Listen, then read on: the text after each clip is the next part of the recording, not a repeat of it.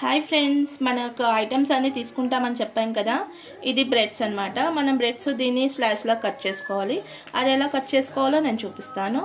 And మనకు దీంట్లోకి కావాల్సింది షుగరు అండ్ కాజు అండ్ ఇది పిస్తా వచ్చేసి మనము చిన్న చిన్నగా కట్ చేసుకున్నాము. దీంట్లో పిస్తా ఉంది, ఇంకా ఇలాచీ పౌడర్ కూడా మిక్స్ చేసేసాను. ఇది వచ్చేసి కస్టర్డ్ పౌడర్ ఉంది, ఇంకా మిల్క్. ఇవన్నీ ఐటమ్స్ అనమాట. ఇంకా దీన్ని ఎలా రెడీ చేయాలో నేను మీకు చూపిస్తాను. చూడండి ఫ్రెండ్స్, ఇప్పుడు మనము కడాయిలో నెయ్యి వేసాను, అది వేడవుతుంది. ఇక్కడ పాలు పెట్టాను, అది కాగుతున్నాయి. అంతలోపు మనము ఇక్కడ బ్రెడ్ స్లైస్ కట్ చేసుకుందాము.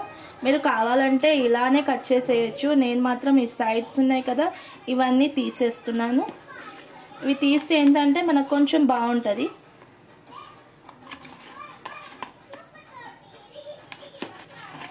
ఇలా ఈ సైడ్స్ అన్నీ తీసేసామంటే కొంచెం బెటర్.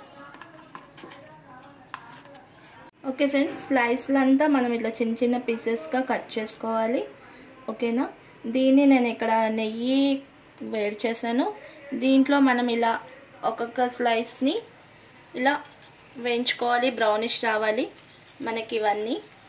ఇవన్నీ బ్రౌనిష్ వచ్చాక ఇవన్నీ తీసుకొని మనం సైడ్ చేసుకోవాలి. ఓకేనా.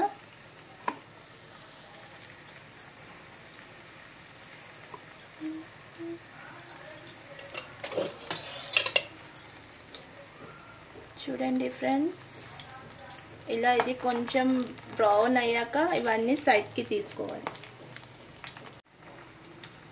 ఇట్లా మనకి గోల్డెన్ కలర్ రావాలి ఫ్రెండ్స్. బ్రెడ్ అంతా ఇవన్నీ స్లైసెస్ అన్నీ గోల్డెన్ కలర్ వచ్చాక ఇవన్నీ ఒక ప్లేట్లోకి తీసుకోవాలి.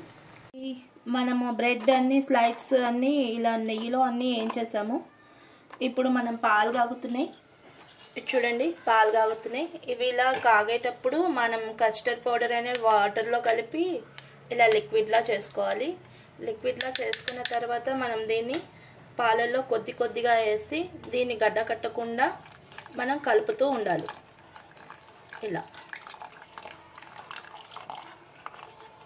ఇలా కలుపుతూ ఉండాలి.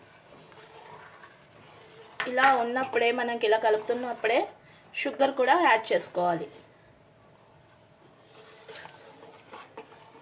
చూడండి ఫ్రెండ్స్, షుగర్ యాడ్ చేస్తున్నా నేను. మీకు తగినంత షుగర్ మీరు యాడ్ చేసుకోండి. నేనైతే నాకు తగ్గట్టు 1 కప్ షుగర్ యాడ్ చేస్తున్నాను.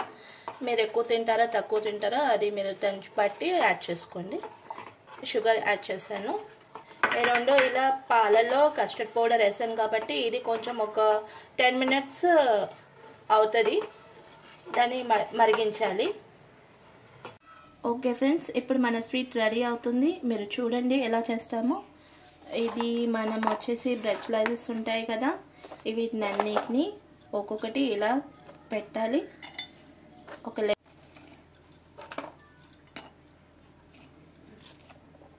ఇలా పెట్టేసుకున్న తర్వాత మనం కస్టర్డ్ మిల్క్ తయారు చేసాం కదా, దాన్ని ఇలా కొంచెం కొంచెంగా ఇలా పోయాలి. వీటిపైన వేడిగా ఉన్నప్పుడే వేస్తే బెటర్.